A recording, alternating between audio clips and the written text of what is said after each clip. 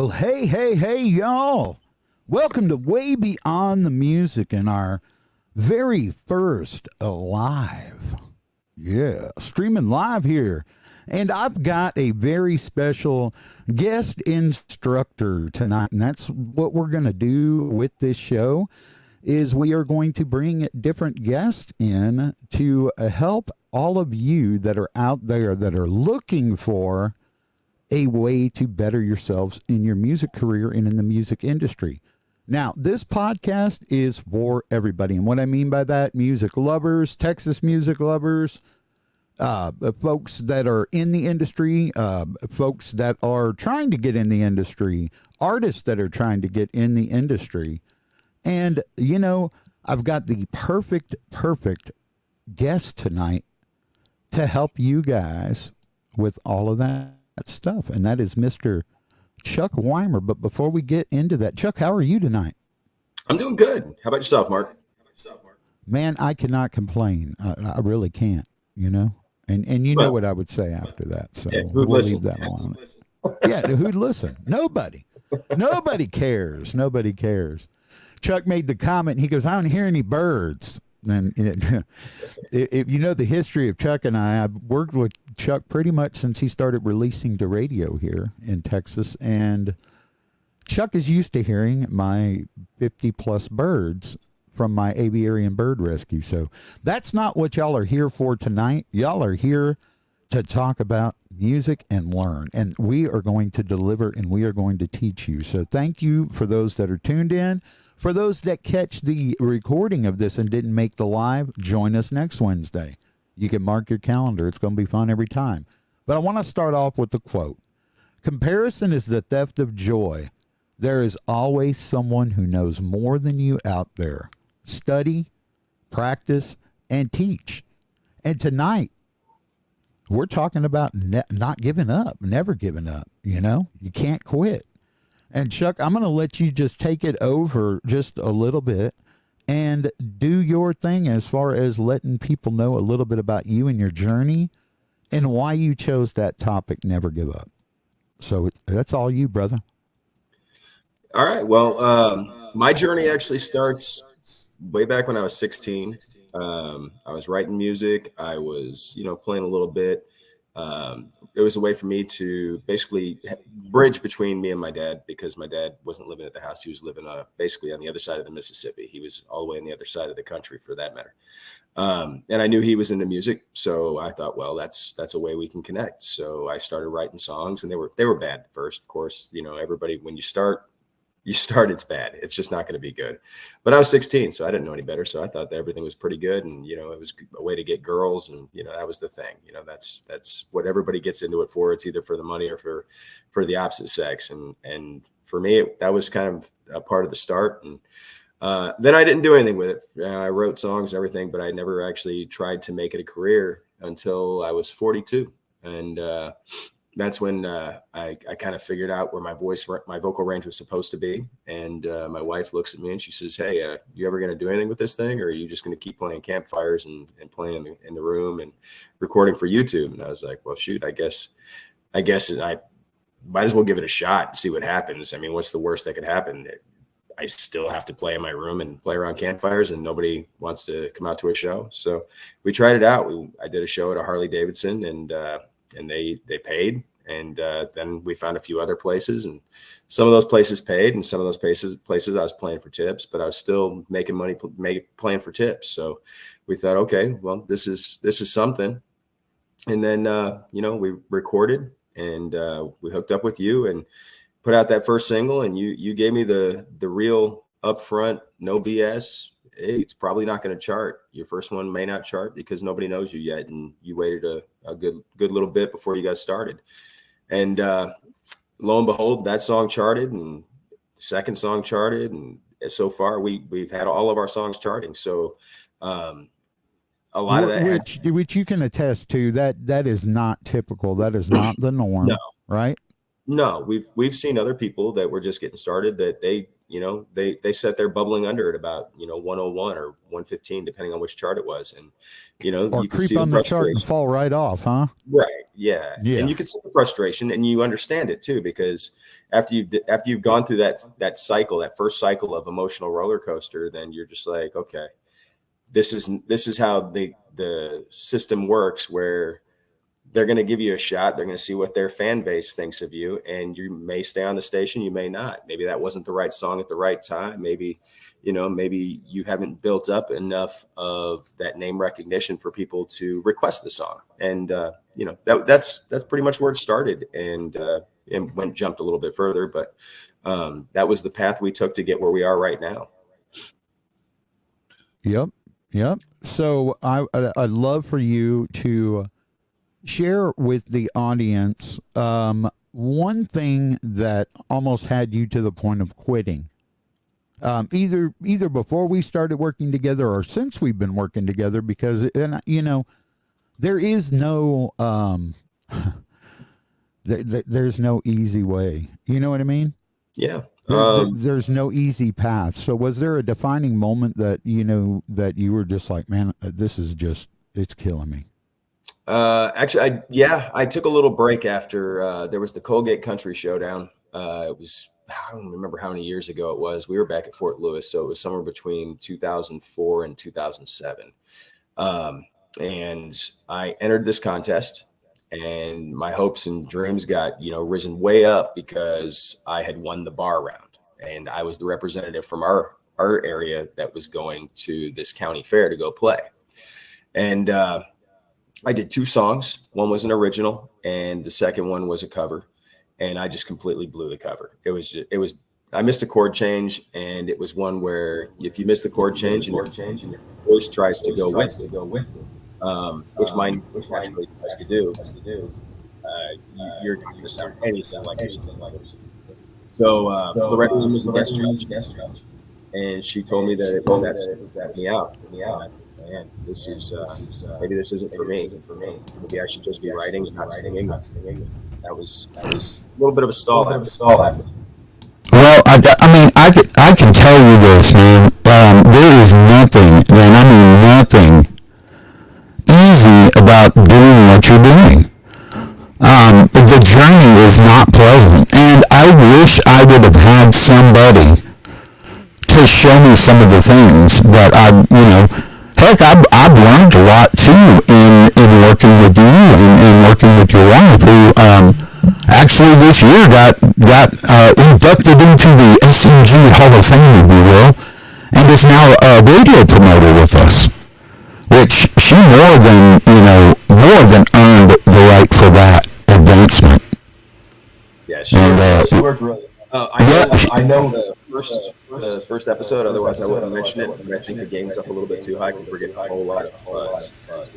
Are you talking about on my end? Yeah. All right. Well, let me back that down too. And also, I've got you invited in. Now, this is our first episode, folks. So bear with us. There will be technical. We're probably going to do the technical areas the first, 6 episodes, maybe more.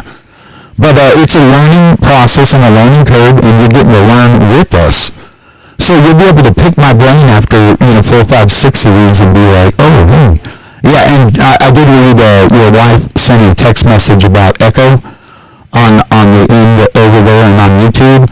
And unfortunately, I've done everything I can about that. So wherever you have the settings before, you need to go back to it because it's completely drove on YouTube as well. How about now? Are we back? There's a little bit more of a delay there. Well, the delay is going to happen. I'm pretty sure. Still a problem over on YouTube. Yeah. All right, man. So that's something I'm going to have to work on for those of you that are bearing with us. Thank you so much. But this show must go on, right? So, yeah. We're going to have to rely on the trusty recording here and hope that is going to, work out for us for a finished product. And if not, well, Chuck, thanks for being my guinea pig. No problem. You've never done that before, have you? It's inaudible. the information we're getting from your employee. Is what? It's not audible. What's not audible? Your vocal, we can't hear anything that's coming through. It's coming with a really super strong buzz. Okay. What about now? Did that make any difference at all? Is that better? No.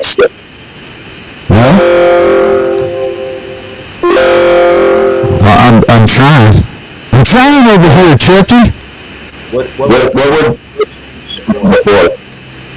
Because there was something everything way up, and then that's impressive.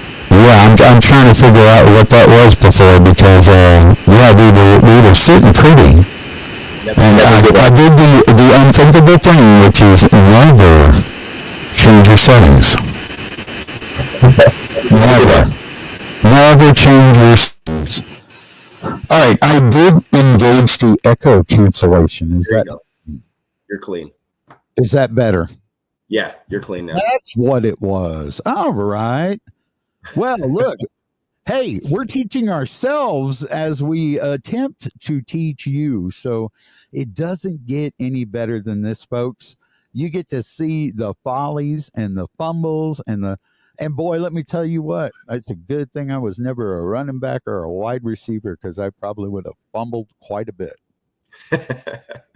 As you can see. Is that better? Yeah, you're clean now. All right, good deal. Good deal. Now we can now we can actually, hey. Yeah.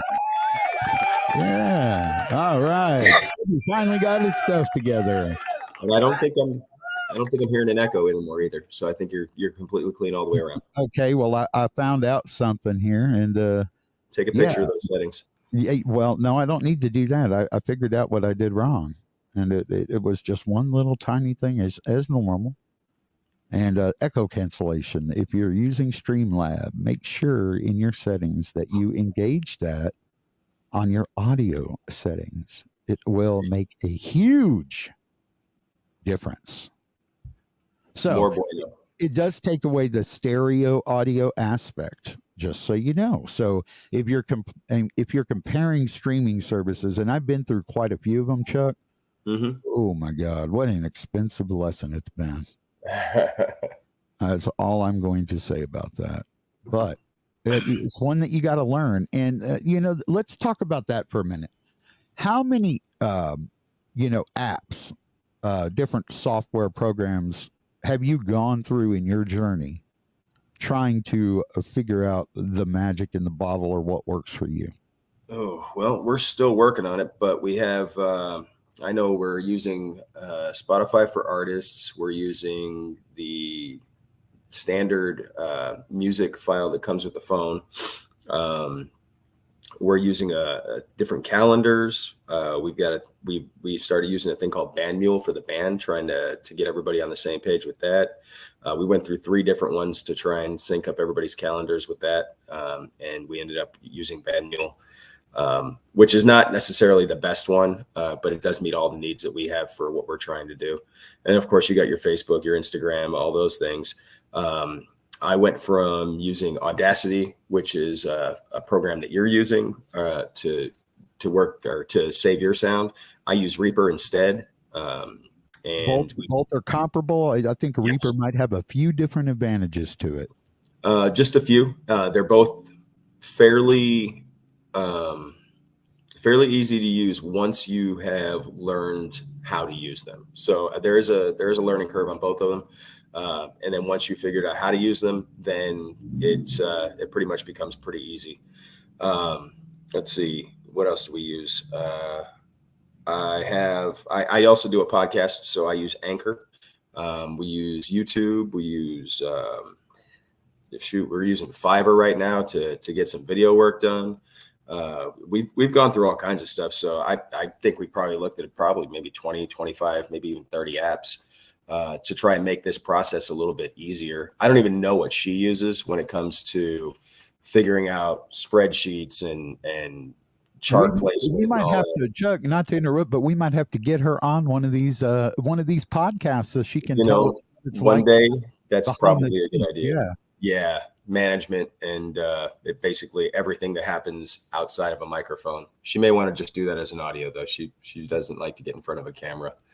That's cool. I have some other options. Yeah. And there's other stuff. I mean, the minute I turn around, and we were just talking about apps, y'all. So I do want to say, the minute I turn around, there's the quote unquote next new biggest, baddest thing, or I find a video when I'm watching the study. And hey, I'm going to be 100% transparent like always. I am always learning. Every day I can learn something.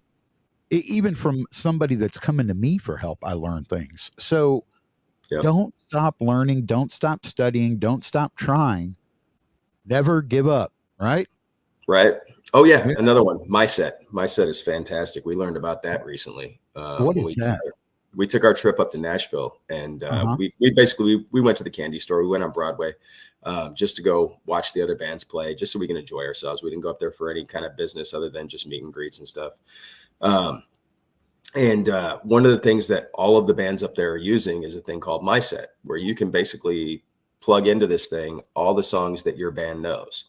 And then people can make a request directly to your phone. They don't have to sit there and have a conversation with you while you're on the microphone, which anybody who's performed knows that gets a little bit frustrating when people are trying to say, hey, do you know that song by that guy? Well, which one? There's like 75% of the performing artists are guys. And you know that song. You know it, Chuck. The hair. He's got the hair and the eyes, and he may or may not have facial hair. So what My Set does is it allows people you can set a tip range on it for a song request, and you still have to approve the request before that tip goes through. So instead of them throwing money in your bucket, they're putting that tip through My Set, and it helps to almost not really guarantee, but it incentivizes the tip for request, which is, etiquette says that that's the way it's going to be. Somebody requests a song, they're going to put a tip in the bucket. One of the things that we tend to see sometimes is people will come up and make a request and they'll just walk away, and then they'll make another request and then they'll walk away. And then before you know it, they finish drinking and partying, or they get kicked out and they never tipped once. And they've been playing DJ all night. And it's one of those things where as an artist, you're trying to do two things. Number one, you're trying to make money for the establishment you're playing at. But the second thing that you're trying to do, and this is the second thing, the first thing should always be you're trying to make money for that establishment. But the second thing you're trying to do is, make money for yourself and build some recognition, so that when you're out there playing, people want to come out and see you, and then they want to fund your business, because that's what this is. It's a business. We could say we all do it for the love and for the passion, and that's why we start. But if you want to keep going, it is a business, and you have to treat it like one. And if you're not doing that, then, you're going to end up shooting yourself in the foot, because you're going to run out of funding. You're right on that, man. Funding. Let's talk about that just for a minute, okay? And I know this is about never giving up, but I also know that when you started, the only funding you had was your own. What have you done in your journey since we've started working together? How has that looked? How did it make you feel when you realized how much it costs to do this? And, you look at the bank account and you're like, man, I'm a musician, not a magician. Right. Yeah. No magic trees throwing dollar bills on the ground outside, which would be really cool. By the way, if you find any of those seeds, we'd love to have some. What we had to do was we had to really focus on the budget, because we don't have the financial backing. We're not independently wealthy, and we don't have any investors that are investing money into the business right now. We've had some, and we thank them 100% for everything that they've done, because they've helped keep this journey alive, and helped us to reach some places we wouldn't have been able to reach. But we had to look at the budgeting, and we had to basically separate household funds from music funds. And as we build music funds, those music funds are what get to pay for studio time, for promotion, for whatever. If it's music related, then it goes into the music funds. If it's band related, it goes into the band funds. And if it's merch related, it goes into the merch funds, which keeps your merch going.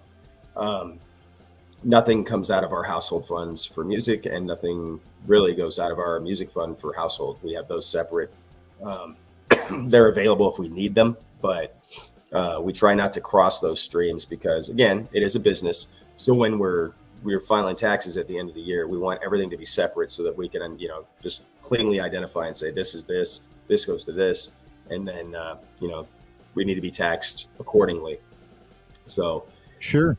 Jamie being smart in the way she is, we're going to say, you've got a financial wizard over there working for you, huh? I'm telling you, everything that doesn't happen behind a microphone is, I'm grateful, thankful, and humbled to have this woman with me because she does everything that doesn't happen behind a microphone. She's amazing. Nice. So I wanted to ask you something. When you were going through that time where you were trying to figure out, where am I going to get the money to do this? When you were going through that, tell me about that time when you were going through that and how that made you feel, so you can relay that to somebody that might be out there listening to this, or somebody that's watching that might, you know what I mean? Right. Yeah. So because this is live and recorded, I want to stay away from a whole lot of screen work. In other words, like overlays and stuff like that, and right. Charts and graphs, because the people listening aren't going to get to see those. Right. So I want to try to stay away from that and keep it more on the audio side of things. So, yeah, absolutely. Yeah. But so how did that tell me about that time? Yeah. So for us, we there was actually a couple points early on where we were trying to figure out, okay, where's the funding going to come from? Because we just got done with the first single, and we were getting ready to go to the second one. And it was like, all right, where do we come up with the money for this? Because we needed to do the recording, we needed to do the video, and we needed to do the radio promotion. And some of the shows, it was COVID time, so we weren't getting the tips that, you'd hope you'd be getting. And, we just kept plugging through. We went out, we played more shows. I got better at what I was doing. I didn't just work the songs. I wasn't just trying to play the songs better, which I was trying. I was, getting better at playing the songs, but I was working a lot more on the crowd interaction and the conversation, and basically bringing them in, finding ways to make them feel like they were a part of the show. And when we got that figured out, which it's not always 100% successful, because, you're going to have different crowds and different people. But as we started figuring out how to reach people a little bit better with the interaction from the microphone and bringing them into the show, getting them to feeling like they were involved, we saw a couple of things happen. Number one, the fan base started to grow. We started seeing people coming out to the shows, and the tips started to grow. And then, of course, one of the other things we saw, which was, it was interesting. I won't say it was probably the best thing I wanted to see, but it was interesting, was if I had a drink in my cup holder and it was an alcoholic drink, we saw more tips come in. And if it was a water, then we saw less tips come in. So we found out that people wanted to feel like you were partying with them, like you were a part of the party and you were drinking and having a good time with them. And, that's one of those things, when people are drinking, they want you to drink with them. Yeah, so it's that double-edged sword, that misery loves company thing, man. It really is. And alcoholic here, I mean, I'll openly admit that. And it took a lot for me to jump off. And nowadays, my beverage of choice is this lovely Texas Select coffee, espresso ground coffee that I've got here in my trusty little mug. I've grown a little bit more accustomed to whiskey myself. I like whiskey. Don't get me wrong, and I'll have one every now and then. But dude, you know how I used to be. Yeah, I wasn't really. I started drinking whiskey obviously because, that's what you're hearing about in every song. But it got a little bit more, and it also got a little bit tamer at the same time when we started doing the Whiskey Texas and You podcast, me and my lead guitar player. And when we started doing Whiskey Wednesdays, then we were like, okay, we can't be drinking heavily at the shows anymore, because we'll be drinking every night while we're recording stuff and while we're playing shows. And then, I got, 3 days on the day job, and then we're back to drinking again. So we decided to limit how much the intake was on those podcasts or the vlog shows. And And then I found tricks to limit how much I had to drink out of the shows too. You know, I might take a Texas Select bottle with me, and I might drink that and just keep the label facing towards me. And you know, they come in a brown bottle, so people just all they see is a brown bottle, and they're like, "Oh, what are you drinking?" And then whichever bartender it is, if we're allowed to do it at that particular location, I'd have them bring me out a bottle of Texas Select and maybe peel off the label, or maybe they'll put a little tea in a glass and it looks a little bit more like whiskey. So, sure. Yeah. So there's some tricks that you can do because you still, the thing about being a performer is you have to be able to perform. Right. And, yeah. Good part of my show. Man, yeah. If you're not going to be good. Not even a little bit. And a good part of my show happens to be the talking and the interacting with the crowd. And I found that I can sing just fine and I can play just fine, even when I'm blitzed. I found this out at a VA show or a VFW show. Because they just loaded up the stage with whiskeys and we were just going down the line with whiskey. And I found I could sing and I could play. I just couldn't talk anymore, which ended up being a problem because that's how I get the crowd the interaction and get them to tip and making them feel like they're a part of it. And it was entertaining for that night, but it wasn't something that was going to be sustainable because, you know, when you get a bunch of military folk together and that one guy's up there with a guitar and he's you know, barely able to stand up, but he still sounds good.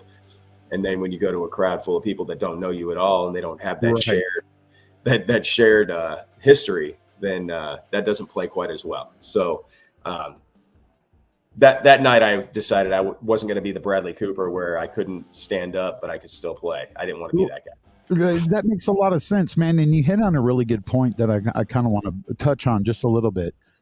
You can appear like you're drinking and having a good time without actually drinking.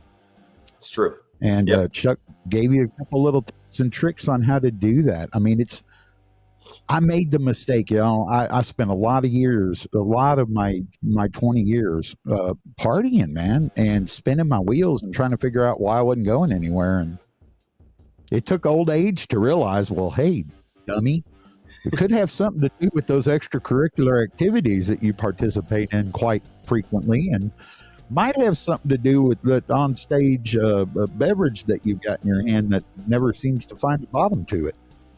Yeah, and people are more than happy to keep on refilling that drink for you. Well, right. They want you to be part of the party. Rightfully so, man. We're not knocking fans or anything, man. When you guys are out there, you're doing your thing, but we're supposed to be doing our thing, and our thing is a business. So if we want to do it right, then we kind of got to, you know what I mean?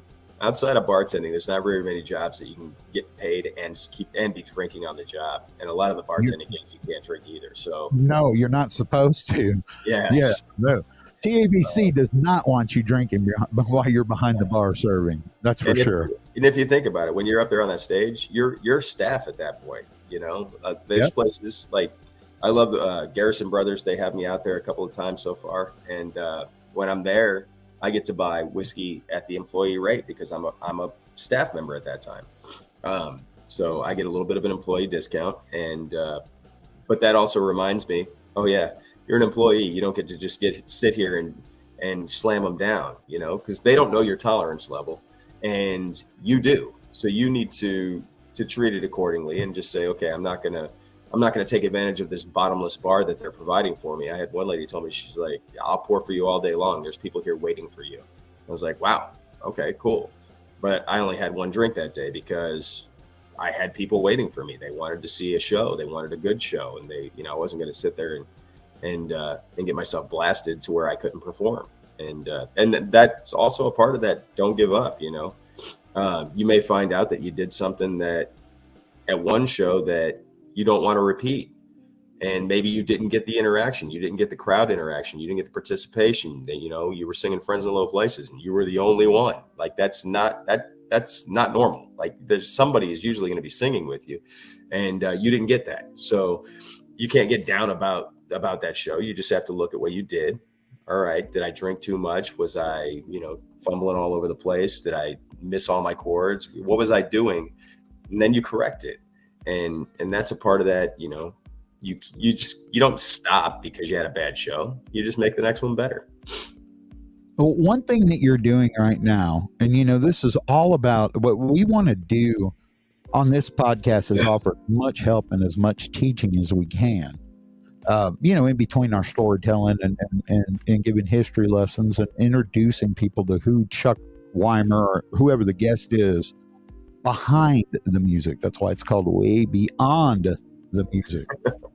But one of the things that you're doing that's super, super impressive is the fact that you've got your own YouTube thing going and podcast. You got a couple different projects and another one on the way. You want to talk a little bit about that? So anybody that's, liking what Chuck's saying or wants to learn more from Chuck can absolutely go over to your YouTube channel, right? And subscribe and get in touch. But tell us about those shows and when they air. So we got a few things that are going on. We have the music YouTube, obviously, that's got all of our music videos. In the stuff that we haven't got, they have the standard, just the background screen with the music video from the aggregate that puts it up. But my lead guitar player, Thomas Jones, and I, we decided, you know what, let's capitalize on a song that I did, which was called Whiskey, Texas, and You. And let's do a whiskey review every week. We'll do it on Whiskey Wednesday, So we do a Whiskey Wednesday where we talk about whatever whiskey we've decided to review that day. We talk about a Texas artist that released a fairly recent single. We try not to go too far back. 3-4 weeks is like the furthest back we want to go. And let's make it positive. We don't want to talk trash about anybody. We're not going to bring up the negatives. You can listen to the song and find the positives that we found in it. And if you've got some negatives, they'll be yours. I don't want to influence anybody with my negatives because I'm sitting here listening to music all day long. I'm writing music. I always have music in my head before long, it has to go down to a piece of paper because if I don't, it won't get out of my head. And that's my writing process. If I have a song in my head, I have to write it down, even if it's never been written before. So we do the Whiskey Wednesday. We talk about those two things. And then we also give a tip, and sometimes it's a musical tip and sometimes it's just a random tip, like one time I was talking about, don't drive in the left lane if you're driving the speed limit or slower. Like that's not your lane. Right. Move over to the right. The left lane is for people with ticket money. If you don't have ticket money, get over in the middle lane or the right lane. That's where you belong. What's funny about the stay in your lane thing? What's that? You know how many times I had to hear that when I was transitioning from being a performing musician to doing the radio promo and the radio station. Oh my God. Every single person in the industry was calling me in. Sebby, you need to just stay in your lane. And I'm like, man, last time I checked, this was a free country and I got the right to do what I want to do. Well, that's the thing that a lot of people don't realize is as a musician, you're not, if you're putting stuff out to radio, you're not going to see a return on that unless you are the one person in 50 billion that gets struck by lightning with it. You're not going to see a return on that for a while. And you got to find other income streams as well. And as this being a business, you're trying to build up as many income streams as you possibly can so that you don't have to go to a day job. Like I'm still going to a day job, but that time is quickly shrinking because we're getting everything set up to where music can be the primary and only revenue source. We've already got Jamie off of having to have her own day job. Now her job is to be my manager and to work with you and to work with Seventh Planet and a little bit of private stuff that she does on her own, a little bit of merch stuff. But we're at the point where she doesn't have to have a secondary job, and we're almost to the point where I don't, because we're setting up those revenue streams. And you can do it with just going out and being an artist, but why limit yourself? Everybody's trying to make a buck and they're trying to survive. There's other things you can do besides just writing a song and playing a song. And if you are just writing songs and playing songs, you could write for other people, and those other people may take that song and they're going to create another revenue stream for you, because who knows, maybe they're a little bit more popular than you. Maybe they have a more of a Spotify fan base or Apple Music or whatever fan base they got. That's going to generate revenue for you as a songwriter. So while you're on that topic of revenue, YouTube is a way that you can. It takes some time. It's not easy, y'all.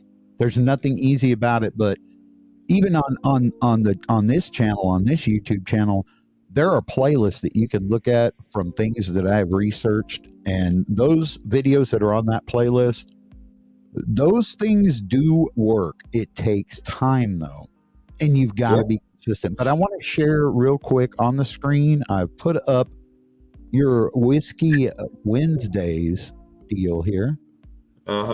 Yeah. So in addition to that, we also have Music Business Monday, where we do something similar to what we're doing tonight. Right there. And then we also have Tech Tip Tuesday, where Thomas talks about some guitar tech stuff. You know, I think he's on a series right now dealing with pedals and different things that'll accentuate your guitar. He's talked about different strings. We try to keep those two short, but this week and last week and next week, they're going to be a little bit longer, and possibly the week after that, depending on how far I take that series. Because Thomas actually asked me, he's like, "Hey, I came out of Nashville as a jazz player, blues player. I think you should talk about what it takes to start in the music business." I thought, okay, well, let me do that then. So I started talking about, the process. And then after I got done with that video, he's like, "No, I think you need to go further. I think you need to talk about the equipment." So that'll be next week, where I talk about the equipment that I started with. And I'm going to look at it, see if there's something else with it. But that's what we do for Mondays. Tuesdays, he's talking about his tech stuff. And then Wednesdays, we do the review. We put up the charts. We give some tips, and we talk about a whiskey, and we talk about an artist that's not us. That's the key. We don't want to talk about ourselves. We want to talk about other people, because there's nothing that we can do by building somebody else up that will hurt us. No, not at all. No. Not at all. We've gotten really good feedback. Dusty Motes. Dusty Motes has given some great feedback. He said, as a matter of fact, I think he's the one person that tunes in every week. We've got some folks that tune in most of the weeks. But he when I saw him up at the award show, he was just like, "Dude, I love what you're doing. I love that you're building everybody up, and it's more of at a cost to you than we're not making anything from that right now, because you're not going to. I mean, not initially. Here's the myth, and let me dispel the myth. Just like getting into the music business, getting into YouTube or any type of monetization or selling subscriptions or doing courses online, takes time, y'all. It's not just going to pop out. If you're relying on that, you better keep your day job. Yeah. I mean, right now, for Whiskey Wednesday, Thomas and I are at 12 episodes right now. And neither one of us has looked at it and said, we don't have the subscribers. We might as well just quit. You can't do that. It's going to take years. Possibly. And it could go quicker. But right now we're doing word of mouth, and we're generating a new subscriber or two or three or whatever every week. So, by that standard, it may take, a good few months to start really seeing some change in that. But as you're consistent, the algorithms pick up the consistency, then they pick up, people watching and the viewer. And in order to make money on YouTube, you got to have 1,000 subscribers and 4,000 watch hours in a calendar year. So, you still have to build up that watch time, even as you're trying to build up that subscribership. So as people are watching, that's going to generate more subscribers. People are going to look for the thing that you're offering. So you just got to keep on doing it. And then, and the subscribers and the viewers and all that, it's going to come, they're going to show up. Yep. And I just posted in the comments, if you are tuned in with us and you have a question that you would like to ask either myself or Mr. Chuck, please leave those comments there, and we will try to get to them during the show. I know we've got about 15, 16 minutes left, but we will try to get to those. And if not, we will answer them after the show is done being live. That way we can get, And, Chuck, where can people find you at? And we shared the YouTube page. You've got a website, you've got social media. Talk a little bit about that. Yeah, right now you can obviously you can find the music and everything on Spotify, Apple Music, all the streaming stuff with Chuck Wimer. The spelling's in the bottom left, and then it's Chuck Wimer Music for all the socials: TikTok, Facebook, Twitter, Instagram, whatever. All that stuff's out there. And then we're going to be starting a podcast here pretty soon, which I think is going to go under Whiskey, Texas, and You as well. I think we're going to run that. So we're even on Rumble. I think I did a video there. We're on Patreon. We got all kinds of stuff going on. So everything is Chuck Wimer or Chuck Wimer Music. If you type in Chuck Wimer, I think I'm the only one that really pops up. My dad will pop up in there every now and again because his name is the same, and he's also a musician. But I think if you do a Google search, I think I'm like the first 3 pages right now because of just how much work Jamie's been doing. Which that's let me talk on that real quick. Because that's one of the things I know a lot of people get really beat up on. They want to go pay for SEO courses and all that other stuff. You don't have to do that. All it takes is consistency and content. So the way that you have to look at how you treat how you respect each platform, right? So for streaming sites, Spotify, Apple Music, all that stuff, the consistency is no more of a break than every 3 months. Next year, we're going to put out a 12-song album, and we're going to release a song every month on the 10th. And we're just going to test that theory that I have. I'm putting my money where my mouth is. It's basically a $12,000 experiment. Yeah, like we're really putting in a lot of funding to try, and that of course that's just the recording. So it ends up probably being a more along the lines of like a $25,000 experiment. So you can check with me in a year and find out what my streaming numbers change to. But if you honor each platform for what it is and how it likes to be treated, then that's going to help you to grow, right? So Jamie took a course from Rick Barker, who was the manager for Taylor Swift, and she learned that Facebook, Instagram, Twitter, or Facebook, Instagram, and TikTok, they want at least 3 pieces, the first 2 want at least 3 pieces of content every day. And then for TikTok, you need to be putting something up at least every day. Yep. No, you're right. So it's a lot of work, man. I mean, those shorts, like YouTube shorts and the TikTok content, I think, in my opinion, those take longer to edit and to plan to be effective than it is to do a regular, 5 to 10 minute video. Yeah. And the trick with that is try to remember the conversation that you were having, and then think about the thing that was probably the most, what you think would be the most entertaining to the most people, because you're trying to get viewers and clicks and whatever. You're right. You're trying to get people to watch more than 3 seconds. So you just think back in your head. All right, for this particular video, what was the most engaging thing that you can think of that was in the conversation? And then you cut that 30-second clip out, and then you put that up as your reel, and you put it up on all 3, and then you just see which one does it take on any of them. And if it takes on more than one, then that's the kind of content you want going forward.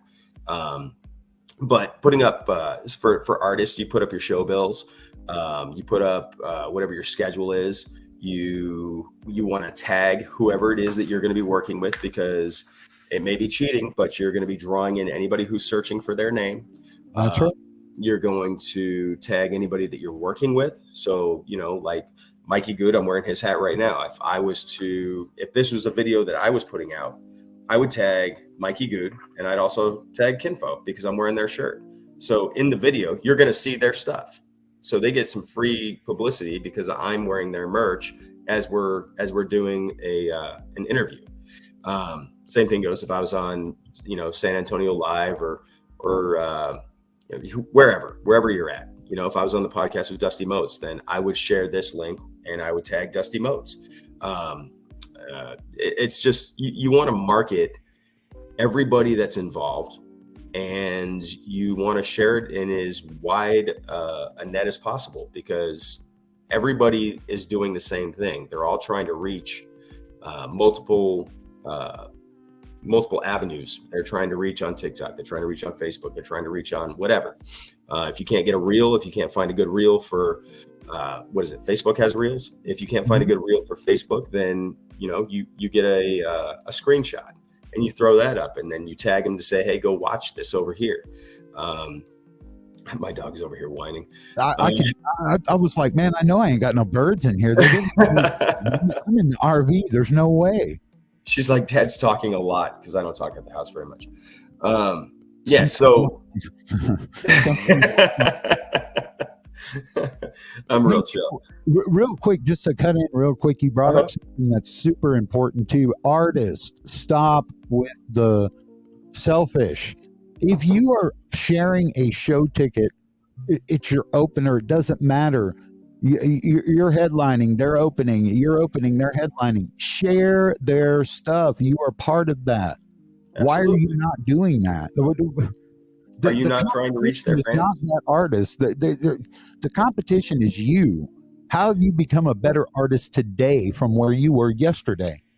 Absolutely. How have you grown in the industry as an industry professional? What did you learn today to make yourself better for tomorrow? Yeah. Like if I was opening for you right now, I'm tagging you in everything, because all of your fans are going to see my stuff, because they're going to search. They're going to search Mark Sebby, and then I don't have any fans, dude. Well, the show bill is going to come up, though, right? The show bill that I'm opening for you on is going to show up, and they're going to see, oh, well, who's this guy that's going to be opening for him? Do we want to go early enough to go see him? Or maybe you're opening for me, and then they're going to say, okay, well, who's this guy opening for him? Or your fans are going to be like, oh, who's Mark opening for? And then they're going to go listen to see, do I want to stay that long? Do I want to drop the $5, $10, $25, whatever the cover is going to be, to go see the whole thing? Or am I just going to catch Mark at the next show when he's playing, Bubba's barbecue joint, and I know I can get in for free, but I have to drive an extra hour to get there. So it's never going to hurt you to promote the other artist, because every time you do, your name is now associated with them. And believe it or not, they have fans. They may not have 50,000 subscribers on Facebook, Instagram, YouTube, wherever it is that you're trying to tag at, but they have fans too. They may have 5,000, they may have 2,000, they may have 50. It doesn't matter. That's 50 people that you don't know that now get to know your name, and they're going to go check you out. Not all of them, some of them. And that some are the ones that you want anyway, because they're looking for new music. They're looking for new management. They're looking for a new booking agent. They're looking for a new promoter. They're always looking, and we're always looking. If you're doing this the right way, you're always studying. Right. And again, it comes back to, you have to treat it like a business. If you don't treat it like a business, it's just a hobby. And if it's just a hobby, then, you're probably not watching this show anyway, because you're not trying to grow. No. And that's the thing, man. I hear a lot of artists that come to me, man, I'm trying to figure out how to do this. I'm like, man, have you even looked at YouTube yet? Brother, I have books. Have you watched or listened to podcasts? I mean, what have you done to solve that problem? There's this thing called Google. And I always like to tell people, man, Google that stuff. I'm so old school. I have books by Ari Herstand, How to Make It in the New Music Business. I have, who was the other guy? I got like 3 or 4 different books that look like they're the same thing, but you get little nuggets out of each one that the other guy didn't talk about. So, yeah, I do a lot of research when it comes to this kind of stuff, and I'm a little behind right now because, things have been successful, so you get busy. But you still have to keep on going. And that goes back to don't give up, because even while you're successful, you still have to keep on working towards being better. And if you're not working towards being better, then, wherever you're at, I hope that was what you saw as success, because that's where you're at, and that's where you're going to stay until you learn how to find out. Right. You've plateaued at that point. Yeah. Yeah. And it happens. I mean, there was a point in my career I can remember looking back where I was like, man, why am I not going anywhere? Why am I not moving forward? And the direct answer was, you get out of this what you put in. It's true. And they might not get it right away. All right. So don't think just because you start doing some of these things we're talking about that immediately it's going to change everything. It's not. It's just not. This business is no different than any other business. It is all still work. you still have to work. As much as you love it, as much as this is everything you ever wanted to do, if this is what you've always wanted to do, it's still going to take a lot of work. It still takes a lot of effort. You still have to invest, and you still have to reinvest everything that comes back, and you still have to make the connections that, maybe you didn't think you had to make connections. I've got a great network. I've got, I talked to JR Herrera. I talked to Mikey Good, who's up in Indiana. I talked to, we don't talk very often, but, I bounce messages off of Taylor Lynn. That's Loretta Lynn's granddaughter. Right. I'm open for her once. So I try and keep that line of communication open. I talked to the boys at Kinfo. I love those guys. They're obviously, I'm wearing their shirt, but they're super, super awesome guys. And while we're giving those shout outs there, Jake Bush, I got your hat that you sent me to the Texas Internet Radio chart that's signed by you. Thank you. I thought I'd wear that tonight. It's one of my favorite hats. I try not to wear it too much. I'm trying to keep it, but it happened to go good with this Duck Commander shirt I've got on. So shout out to the Duck Dynasty. I just found out. Yeah. I just found out I might have an opportunity to go meet those guys. Well, do it, man. You got to take every opportunity that comes your way, every chance you get to network, every invite that you get to go do something on someone else's show or someone else's stage or in someone else's venue. You need to take advantage of that. If you really want to do this, you're going to get out of it what you put into it. And before we run out of time, I want you to talk on that radio promo side of things and running that radio thing, because that's a lot of what we do at Sebby Music Group, obviously, but there's so much more to it that people are like, you do that too? I didn't know, like the creative, the marketing, website designs, coaching, consultation. Radio. But what I wanted you to touch on real quick on the radio side, because otherwise I know you're going to go on a tangent and I'm not going to hit this. This point is crucial, and it's about the patience that it takes. Yeah. And it's about building those relationships. And if you could share a tip on how to do that. And also, I want you to talk about the long, miserable drives for the 10-minute interviews real quick. If you could summarize all of that in 3 minutes, that'd be awesome. Well, I'll do my best. Radio will break your heart. It'll hurt your feelings. And then you'll get to the top of the roller coaster, and then it'll take you back down again, and it's exhilarating. And then at the same time, it's heartbreaking. You're going to look at your song and you're going to say, this is so much better than everything that I'm listening to right now. And to you, probably it is, because you wrote it, you sang it, whatever. You took it in the studio, you've lived with it for as long as it took to do that. But all those radio station program directors, they all have their own feelings about songs. There's things that they like. There's things they want to hear. They're not always going to gravitate to that thing that you love so much. So you go out and you start making those connections, and you get out there and you go do an interview, and you're going to talk a little bit about the song. You're going to talk a little bit about whatever happens to come from it.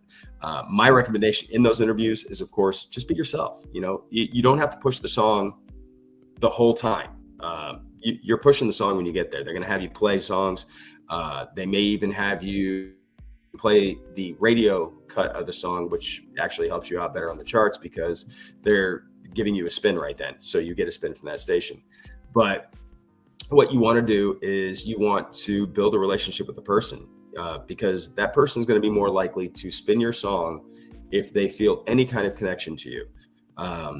If you hit it off and you have things in common, those are the things you want to talk about, because you're going to strengthen that connection with them. And then the next time you put out a song, it's going to be a lot easier for them to pick that song up.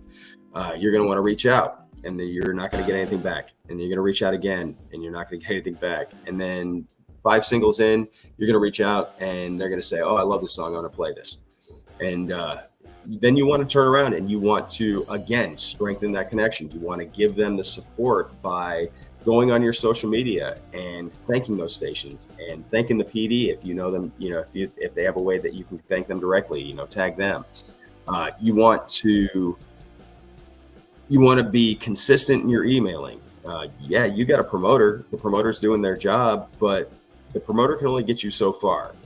they still want to hear from you because you're the artist. You've got to build that relationship. It's not, your promoter already has a relationship. If they're going to like you and spin your music, you best be investing in it. Your darn self. And it's always, it throws me for a loop. And I know everybody, I don't know if you're still talking. Everybody wants to be on the top of those charts, right? That's the ultimate goal. You're spending the money. You want to see your name up as high as it can get. Yeah, and that's always good, but you're on the chart and your name is next to all those other names. And that's what I was getting at. You took the words. Yeah. You're already there. Now you're trying to move up pages, right?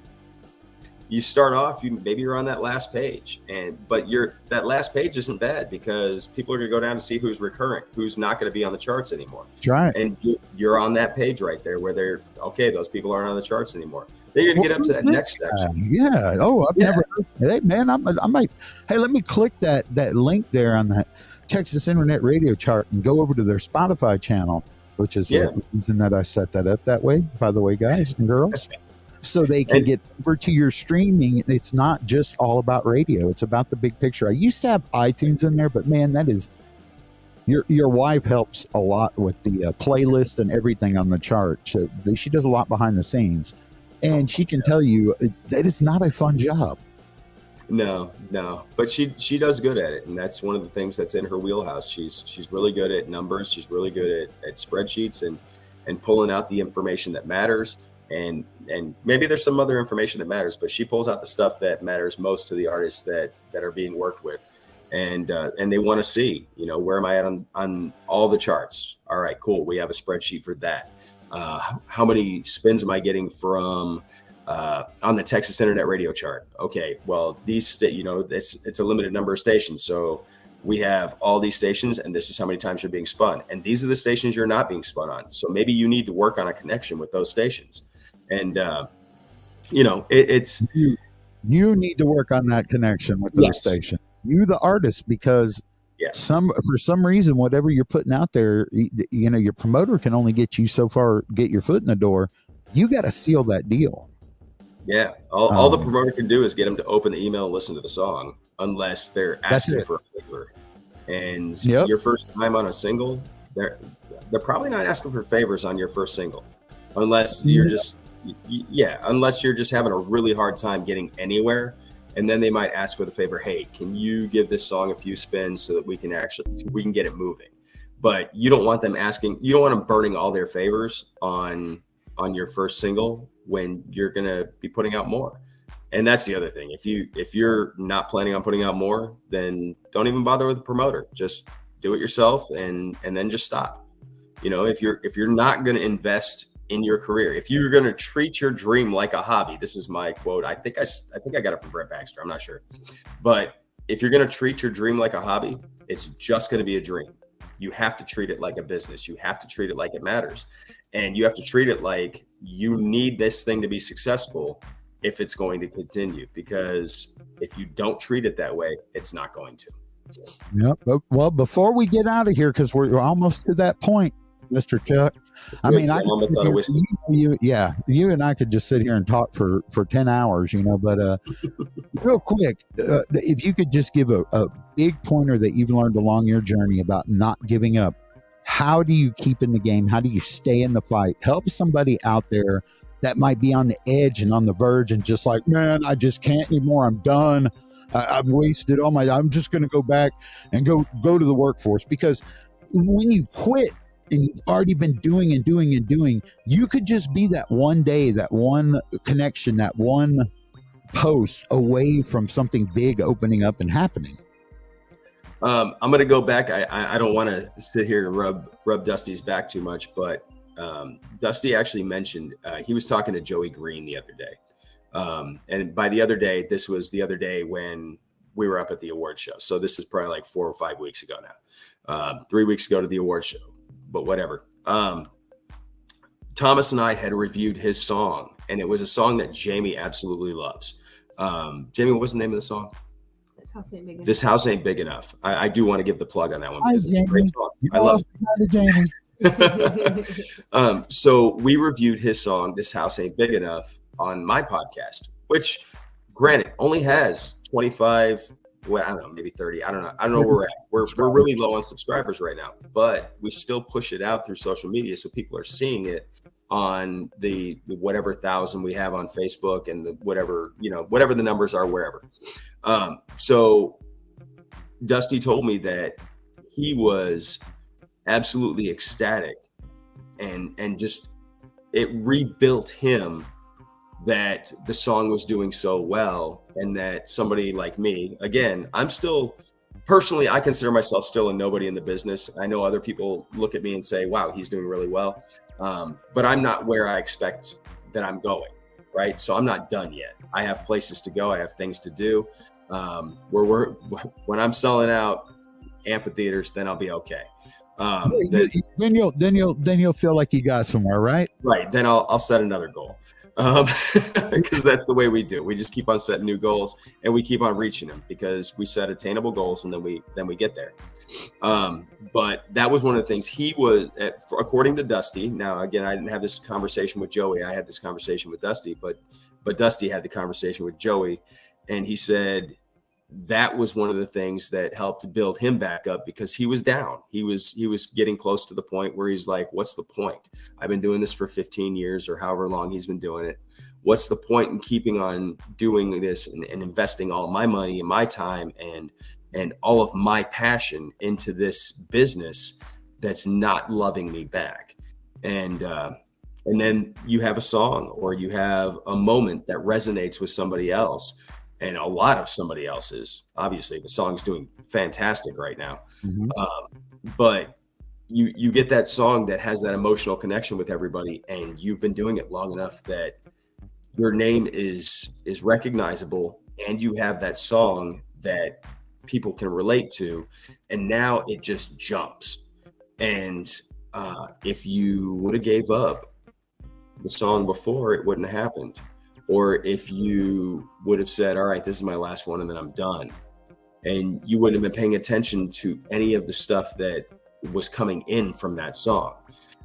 So that was one of the things that it helped me out because I know some of my songs I feel are just fantastic, but they're my songs. So of course I feel they're fantastic because I either wrote them or I sang them or whatever. It's like your kid, Right. Yeah. That's one thing, by the way. I know. Parents, if you have children out there, don't we all think that our, except for sometimes I'm sure we get frustrated. As a parent, I did. But you love them so much you're willing to kill them. Yeah. Hypothetical. Uncle Mark says behave. Behave, man. Uncle Mark says behave. That's the other thing. Also with your music, if you're a writer, don't treat it like it's your baby. Treat it like it's the kid that you've been watching for 6 weeks. You have to be willing to allow for some change to come in there. You get the right producer, and the producer is going to have an idea. And if you're treating it like your baby, you're not going to let them touch it. And then you just missed out on a song that could have been a hit, and it ends up being, a 60 instead of a top 40. So, you say, and then the ones you think are top 40s end up in that area, right down at the bottom. Don't be a helicopter parent. You never know. You just never know. I mean, as a promoter, your promoter doesn't know what the song's going to do. We can have a pretty good idea, but we don't know. Yeah, I mean, there could be 3 words in that song that if they would have changed, it would have been the hit. But instead, you just held on to it like you couldn't let it go, and it ended up being, an average song. Yeah.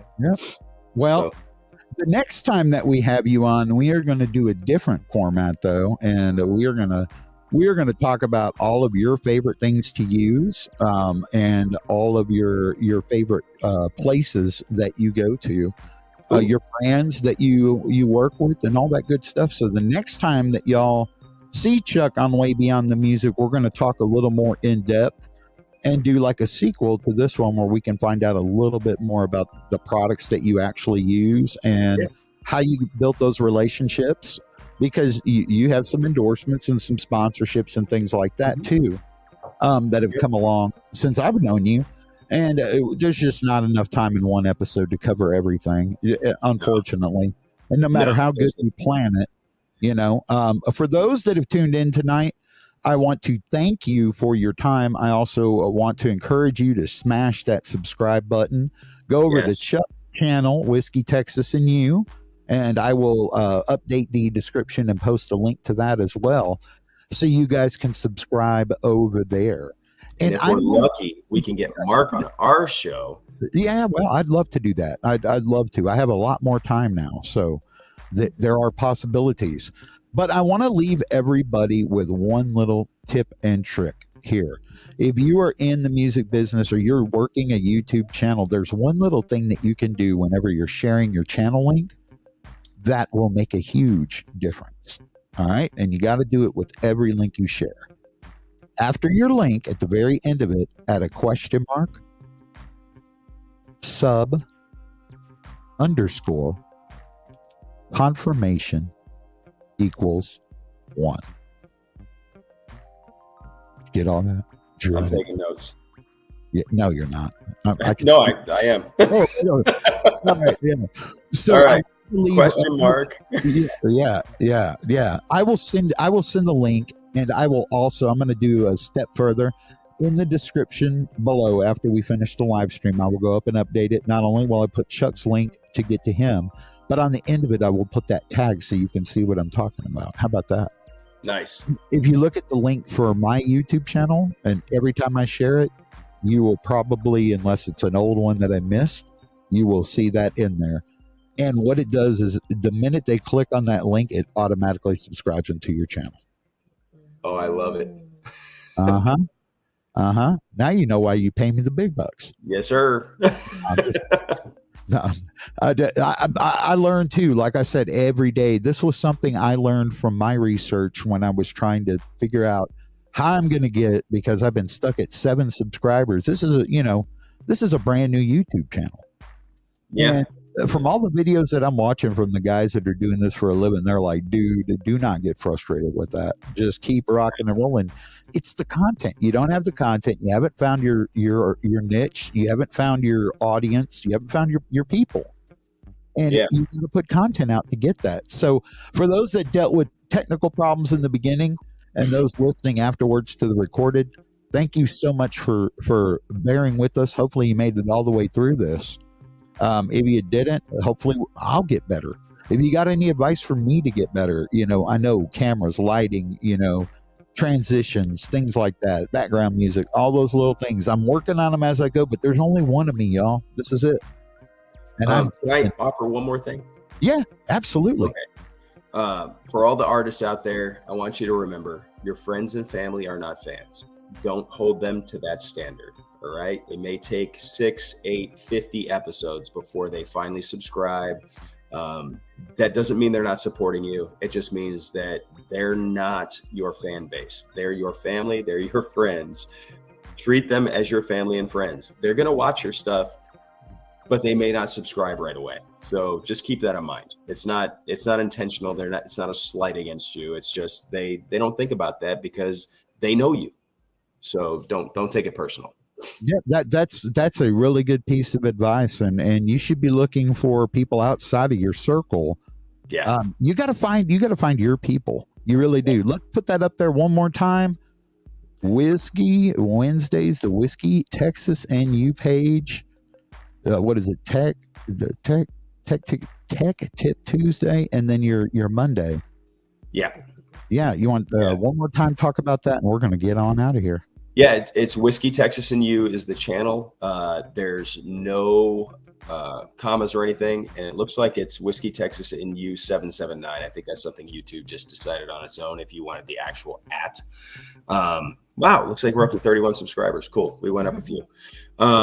We do that every Wednesday, and then Mondays and Tuesdays are either going to be talking about the music business for the artists, and then Tech Tip Tuesday is going to be talking about different tech. So right now he's talked about strings, he's talked about picks, he's talked about a number of things, and now he's getting into the nitty gritty. He's talking about pedals and some of the other things that are going to accentuate the sound, both acoustically and as a lead guitar player. So definitely I would tune into those, because if you're trying to be a better musician, if you're trying to be a better guitar player, which I am. I actually pay attention to his stuff, as even though I'm his band leader, I'm still paying attention to stuff because it's something that I get to learn every week.